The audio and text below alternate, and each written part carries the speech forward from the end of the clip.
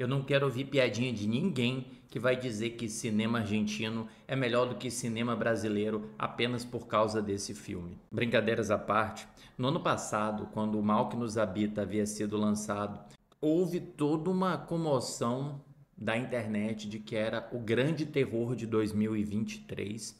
E mesmo que não seja o caso, talvez seja um dos grandes terrores daquele ano. O filme, que finalmente chegou no catálogo da Netflix, é um terror angustiante, claustrofóbico e que pega alguns temas recorrentes da experiência do terror ao longo do tempo e adapta-os a um contexto local de uma comunidade rural na Argentina. Quando o filme tem início, os irmãos Pedro e Jimmy escutam tiros no descampado longe de sua propriedade. É noite e eles não vão investigar esse caso ainda. Eles deixam para fazê-lo no dia seguinte, quando eles descobrem um corpo desmembrado, partido pela metade. A partir da pequena investigação que eles fazem com os itens que este cadáver levava consigo, eles são capazes de ir a uma residência ainda mais pobre e ainda mais marginalizada do que a sua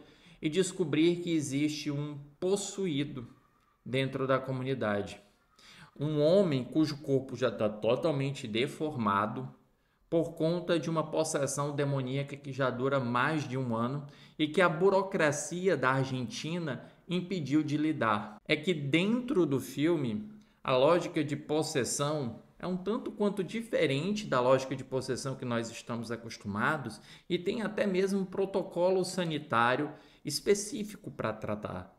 Tem regras que ensinam como nós devemos lidar com possuídos, como, por exemplo, jamais matá-los com armas de fogo, ou não deixar suas roupas tocarem, porque as roupas são como uma espécie de conduíte para que o possessor tome o corpo de uma outra pessoa. Mas o filme não estabelece as suas regras logo de cara. O que ele estabelece é a sua brutalidade. É tipo Tubarão, quando mostra uma criança sendo devorada pela criatura no meio do filme, é algo parecido.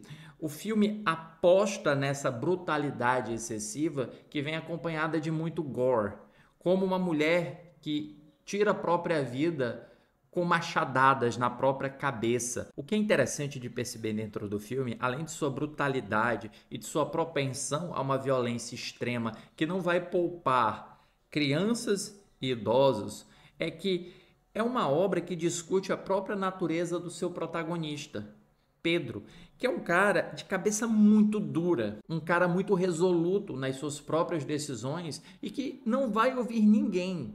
E por que não vai ouvir ninguém? Vai continuar metendo os pés pelas mãos enquanto ele tenta ajudar a sua família. Pedro está separado da mulher já há algum tempo. A mulher dele já tem uma filha com outro cara, já mora na cidade. E mesmo assim ele tenta, pelo menos, salvar os seus dois filhos. Um deles, um garoto com autismo. Só que ele é incapaz de ouvir as pessoas que estão ao redor dele. Ele só sabe tomar aquelas decisões movidas por um ímpeto, movidas por um impulso, sem parar, sem respirar. E é daí que surge o tensionamento do filme. E eu acho interessante que daí também surge um comentário narrativo sobre a situação contemporânea da Argentina. Porque os personagens do filme são personagens à margem, são personagens pobres, ainda que não miseráveis, e que tomam decisões impulsivas porque são incapazes de perceber o grande jogo das coisas, talvez da mesma maneira que os argentinos fizeram nas eleições passadas, talvez levados por um sentimento.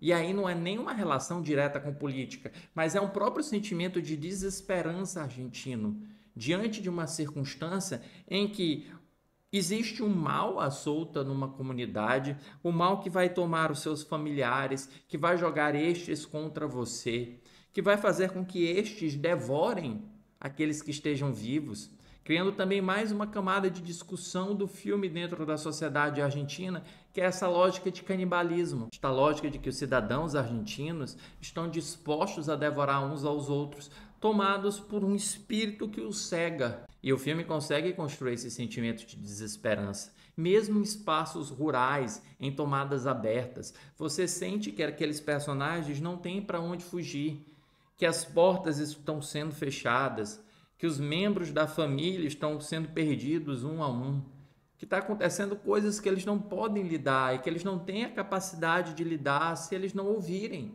se eles não ligarem à voz da razão. E a razão é a única coisa que o protagonista não escuta.